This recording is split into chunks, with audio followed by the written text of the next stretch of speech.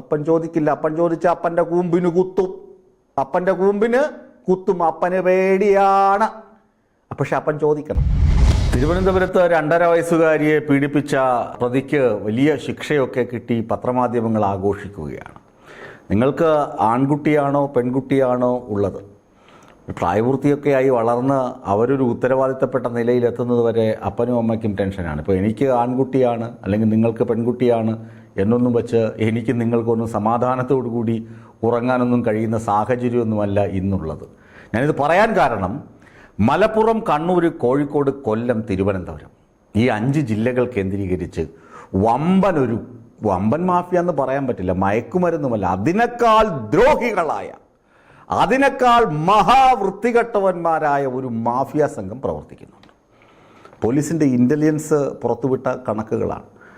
കോഴിക്കോട്, മലപ്പുറം, കണ്ണൂർ ജില്ലകൾ കേന്ദ്രീകരിച്ചാണ് ഇവന്മാരുടെ അടിവേരുകൾ, തായ്വേരുകൾ. കൊല്ലം, തിരുവനന്തപുരം ജില്ലകളിൽ യുവമാരിങ്ങനെ പടർന്ന് പന്തലിക്കാൻ ശ്രമിക്കുകയാണ്. ഈ മാഫിയ എന്ന് പറഞ്ഞു കഴിഞ്ഞാൽ ആൺകുട്ടികളെ വലവീശി പിടിക്കുക. പ്രായപൂർത്തിയാകാത്ത ആൺകുട്ടികളെ വലവീശി പിടിച്ച് അവന്മാരെ ഈ കുട്ടികളെ ലൈംഗിക ദാഹമുള്ള ചില ആളുകൾക്ക് എത്തിച്ചു കൊടുക്കുക. നമുക്കറിയാം, ഒരു കുട്ടിയുടെ കഥ നമ്മൾ കണ്ടു. 17 തികയാത്ത ഒരു കുട്ടിയെ കുറേ കാലം പീഡിപ്പിച്ചു. 8ാം ക്ലാസ്സിൽ പഠിക്കുന്ന നാൾ മുതൽ ആ കുട്ടി പീഡനത്തിന് വിധേയനായി എന്നത് നമ്മൾ കണ്ടു, വാർത്ത കണ്ടു. പല ആളുകളെയും വിദ്യാഭ്യാസ ഉദ്യോഗസ്ഥന് ഉൾപ്പെടെയുള്ള ആളുകളെ അറസ്റ്റ് ചെയ്ത വാർത്ത നമ്മൾ കണ്ടു. അതിനുശേഷം പോലീസ് അന്വേഷിച്ചപ്പോഴാണ് ഇങ്ങനെ ഡേറ്റിംഗ് ആപ്പുകൾ നിലവിലുള്ള കാര്യം അറിഞ്ഞത്. ഈ കുട്ടികൾക്കറിയില്ല, ഓരോ ആപ്ലിക്കേഷനിൽ ചെന്ന് ചാടിക്കൊടുക്കും. രക്ഷിതാക്കൾക്കും അറിയില്ലല്ലോ കാര്യം. ന്യൂജൻ പല ജനറേഷനാണ് ഇപ്പോൾ. അവരുടെ ഭാഷ പോലും മാറിപ്പോയി. ജനറേഷൻ ഗെയിം അല്ലേ? ആ ജനറേഷൻ ഗ്യാപ്പൊക്കെ വന്നപ്പോൾ പല ആപ്പുകളുമുണ്ട്. അതിലൊരു ആപ്പ് എന്ന് പറഞ്ഞാൽ ഭയങ്കര ആപ്പാണ് ഡേറ്റിംഗ് ആപ്പ്. ആ ആപ്പിൽ പിള്ളേരെന്ത് ചെയ്യും? അവരുടെ പേര് കൊടുക്കും. അത് കഴിഞ്ഞിട്ട് അവരുടെ മൊബൈൽ നമ്പർ കൊടുക്കും, ചിലപ്പോൾ അഡ്രസ്സ് കൊടുക്കും. ഇത് കിട്ടിയ ഉടനെ ഈ ചേട്ടന്മാർ വലവീശി പിടിക്കാനിരിക്കുന്ന ചേട്ടന്മാർ ഒരു റാഞ്ചും. എന്നിട്ട് ആദ്യം വശ്യ മനോഹരമായ കുറേ വാഗ്ദാനങ്ങളും മോഹനസുന്ദരമായ കുറേ വാഗ്ദാനങ്ങളും കൊടുക്കും. മോനെ ചക്കരെ എന്നൊക്കെ വിളിച്ച് പരിചയപ്പെടാൻ വിളിച്ച് വരുത്തും. എന്നിട്ട് എന്ത് ചെയ്യും?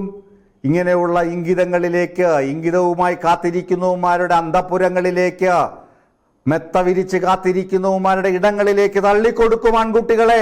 ചതിവല ഒരുക്കി കാത്തിരിക്കുന്ന പൈശാചികന്മാരായ ചെകുത്താന്മാരുടെ മേടകളിലേക്ക് പെൺകുട്ടികൾ മാത്രമല്ല എറിഞ്ഞു കൊടുക്കപ്പെടുന്നത്, ആൺകുട്ടികളും ചതിക്കപ്പെടുന്നുണ്ട് എന്ന് ചുരുക്കം. ഡേറ്റിംഗ് ആപ്പാണ് കാരണം.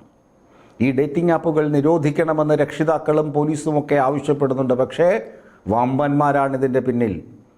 ഒരക്ഷയുമില്ല. 1 പോയാൽ 10 എണ്ണം തുറക്കും. 1 പോയാൽ 10 അല്ല 100 എണ്ണം തുറക്കും. അമീബ പോലെയാണ് ഇത് പെരുകിക്കൊണ്ടിരിക്കുന്നത്.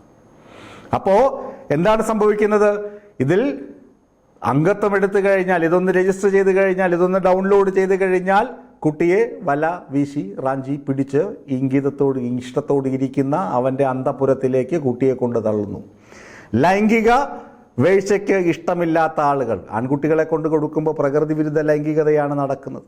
ഇതിന് കോഡ് ഭാഷയുണ്ട്. ഒന്നെന്താണ്? ബോട്ടം എന്ന് പറഞ്ഞാൽ സെക്സ് ഇഷ്ടപ്പെടുന്ന ആളുകളെ ബോട്ടം എന്ന് വിളിക്കും. ബോട്ടം. പിന്നെന്ത് വിളിക്കും? ടോപ്പ് സെക്സ് ഉപയോഗിക്കുന്ന ആൾ ടോപ്പ്. ഇനി വേഴ്സ് എന്ന് പറഞ്ഞാൽ മോശപ്പെട്ട വാക്ക്, മോശപ്പെട്ടതെന്നാണ് അർത്ഥം. ഇത് രണ്ടുമാണ്. ബോട്ടമുമാണ് പിന്നെ ടോപ്പുമാണ്. ഉപയോഗിക്കുന്നവനും ഉപയോഗിക്കപ്പെടുന്നവനുമാണ് വേഴ്സ് എന്ന് പറയുന്നത്. ആവശ്യക്കാരന് വഴങ്ങുന്നവനുമാണ്. അങ്ങനെയുള്ളവൻ വേഴ്സ്. Bottom, top, vers. ഇനിയുണ്ട് സൈഡ് എന്ന് പറഞ്ഞാൽ എന്താണ്? പ്രകൃതി വിരുദ്ധ ലൈംഗികതയ്ക്ക് മാത്രം പോകുന്നവൻ സൈഡ്. ഇനി ഇതൊന്നുമല്ലാതിരിക്കുന്ന ആളുകളുണ്ട്.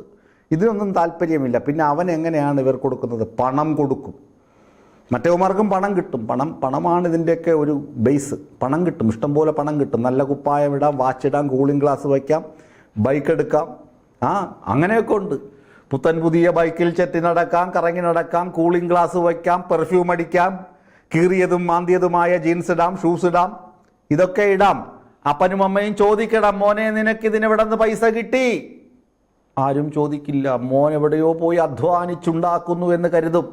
മോൾ എവിടെയോ പോയി അധ്വാനിച്ചുണ്ടാക്കുന്നു എന്ന് കരുതും. ഇതൊക്കെ എവിടെ നിന്ന് കിട്ടി? അപ്പൻ കൂലിപ്പണിക്കാരനാണ്, പക്ഷേ മോൻ പുത്തൻ ബൈക്കിൽ ചെത്തി നടക്കുന്നു. അപ്പൻ ചോദിക്കണം, മോനെ നിനക്ക് എവിടെ നിന്ന് കിട്ടി കാശ്? അപ്പൻ ചോദിക്കില്ല. അപ്പൻ ചോദിച്ച അപ്പൻ്റെ കൂമ്പിന് കുത്തും. അപ്പൻ്റെ കൂമ്പിന് കുത്തും. അപ്പന് പേടിയാണ്. പക്ഷെ അപ്പൻ ചോദിക്കണം. അതാണ് അവസ്ഥ. അതുകൊണ്ട് അപ്പൻ ചോദിക്കണം, മകനെ നിനക്കിത് എവിടെ നിന്ന് കിട്ടി? അപ്പൻ്റെ വരുമാനത്തിനകത്ത് നിന്ന് മകൻ പഠിക്കണം, അല്ലെങ്കിൽ മകൾ പഠിക്കണം. മകൾ അതിനകത്ത് നിൽക്കുന്നുണ്ടോ എന്ന് അപ്പനും അമ്മയും ഒന്ന് ഇടയ്ക്കൊന്ന് ശ്രദ്ധിച്ച് നോക്കണം എന്നാണ് പോലീസുകാർ പറയുന്നത്. ഞാനിവിടെ ഇരുന്ന് പറഞ്ഞാൽ ഞാനിവിടെ നിന്ന് എന്തോ പേക്കൂത്ത് വിളിച്ച് പറയുന്നുവെന്ന് നിങ്ങൾക്ക് തോന്നും. നിങ്ങളതൊന്നും മുഴുവൻ കേൾക്കണമെന്നും നിർബന്ധം ഇല്ല, കേൾക്കുകയും ഇല്ല എന്നെനിക്കറിയാം. അപ്പോൾ ബോട്ടം ടോപ്പ് വേഴ്സ് സൈഡ് ഇതല്ലെങ്കിൽ പിന്നെന്തായി? യുവമാരെ ലഹരി കച്ചവടത്തിന് ഉപയോഗിക്കും. MDMA, പിന്നെന്താണ്, വേറെ എന്തൊക്കെ ഉണ്ട്. എന്താണ്, ഹൈബ്രിഡ് കഞ്ചാവ്, പിന്നെ ഹെറോയിൻ, പിന്നെ അങ്ങനെ തുടങ്ങിയ കുറേ കാര്യങ്ങൾ. നമുക്കൊക്കെ അറിയാവുന്നത് ബീഡി, സിഗരറ്റ്, മദ്യം. ഇതിനപ്പുറത്തേക്കൊന്നും നമ്മൾ ചിന്തിച്ചിട്ടുമില്ല, കണ്ടിട്ടുമില്ല, കേട്ടിട്ടുമില്ല. ഇപ്പോൾ പറയുന്നത് കഞ്ചാവുണ്ട്, പിന്നെ ഹൈബ്രിഡ് കഞ്ചാവുണ്ട്, അതിനപ്പുറത്തെ കഞ്ചാവുണ്ട്, പിന്നെ ഹെറോയിനുണ്ട്, MDMA ഉണ്ട്, LSD സ്റ്റാമ്പുണ്ട്, ഇനിയുണ്ട്, എന്തൊക്കെയോ ഉണ്ട്. ഇതൊക്കെ പിള്ളേർക്കൊക്കെ അറിയാം, പല ആളുകൾക്കും അറിയാം. ഇതിൻ്റെ വിൽപ്പനയൊക്കെ തകൃതിയായി നടക്കുന്നുണ്ട്. എക്സൈസിന് പോലും അറിയില്ല എന്തൊക്കെ ഉണ്ടെന്ന്. ഇവന്മാരൊക്കെ പിടിച്ച് ഇവൻ്റെയൊക്കെ ബാഗും നാക്കും മൂക്കും ഒക്കെ പരിശോധിക്കുമ്പോഴാണ് അവിടെയും ഇവിടെയൊക്കെ ഒട്ടിച്ചു വെച്ച സാധനങ്ങൾ കിട്ടുന്നത്. നാക്കിനടിയിൽ, മൂക്കിനടിയിൽ, കോണത്തിനടിയിൽ, എല്ലാത്തിനടിയിലും ഉണ്ട് സാധനങ്ങൾ. ഇതൊക്കെ പിടിച്ചു വയ്ക്കുമ്പോഴാണ് എക്സൈസും മറ്റേ പ്രത്യേക സംഘമൊക്കെ അറിയേണ്ടത്, എടാ ഇതിങ്ങനെയൊക്കെ സാധനങ്ങളുണ്ട്. പിന്നെ ഇത് ഗണിച്ചും മനക്കണക്ക് കൂട്ടിയുമൊക്കെ എടുക്കണം ഇതിൻ്റെയൊക്കെ വാല്യൂ. വലിയ കഷ്ടമാണ് പോലീസിനും എക്സൈസിനും അതുപോലെ തന്നെ ഡാൻസ് ഓഫ് സംഘത്തിനുമൊക്കെ. അതുകൊണ്ട് പ്രിയപ്പെട്ട രക്ഷിതാക്കളെ ശ്രദ്ധിക്കുക, ശ്രദ്ധിച്ചേ തീരൂ. അതുകൊണ്ട് ഡേറ്റിംഗ് ആപ്പുകളിലൊന്നും പിള്ളേർ പോയി ചതിക്കുഴിയിൽ ചാടരുത്. സ്കൂളും PTA ഒക്കെ വളരെ ബദ്ധശ്രദ്ധ പുലർത്തണം ഇക്കാര്യത്തിൽ. പത്രമാധ്യമങ്ങളിലൊക്കെ ഇന്നും വാർത്തയുണ്ട്, എന്നും വാർത്തയുണ്ട്, എപ്പോഴും വാർത്തയുണ്ട്. പക്ഷേ ആരും അതൊന്നും വായിക്കാറുമില്ല, ഇത് കൃത്യമായിട്ട് മനസ്സിലാക്കാറുമില്ല. ഞങ്ങളൊക്കെ ഇങ്ങനെ തൊണ്ട പൊട്ടി പറയും, ഇതാരും കേൾക്കാറുമില്ല. തമ്പും ടൈറ്റിലും കണ്ടു കഴിഞ്ഞാൽ അപ്പോഴേ സ്കിപ്പ് ചെയ്യും, ഇല്ലേ? അങ്ങനെയല്ലേ ചെയ്യുന്നത്? ഏതായാലും ഇത്തരം സംഭവങ്ങൾ നിങ്ങളുടെ ശ്രദ്ധയിൽപ്പെട്ടാൽ ഉടനെ തന്നെ എക്സൈസിനെയോ പോലീസിനെയോ നിങ്ങൾ അറിയിക്കുക. വാർത്താമാധ്യമങ്ങളെ അറിയിച്ചതുകൊണ്ട് പ്രത്യേകിച്ച് ഗുണമൊന്നുമില്ല. ഞങ്ങളിങ്ങനെ ഗീർവാണം മുഴക്കും എന്ന് മാത്രമേ ഉള്ളൂ. ഞങ്ങളും അറിഞ്ഞു കഴിഞ്ഞാൽ പോലീസിനെയോ എക്സൈസിനെയോ അറിയിക്കുമെന്ന് മാത്രം. അല്ലെങ്കിൽ ഞങ്ങൾ വാർത്ത കൊടുത്ത് ഞങ്ങൾ നിരന്തരം വാർത്ത കൊടുക്കുമ്പോൾ ഞങ്ങളെ ഏതെങ്കിലും മൂലക്കിട്ട് അവർ പഞ്ഞിക്കിടും. ആര്? ഈ മാഫിയ സംഘങ്ങൾ.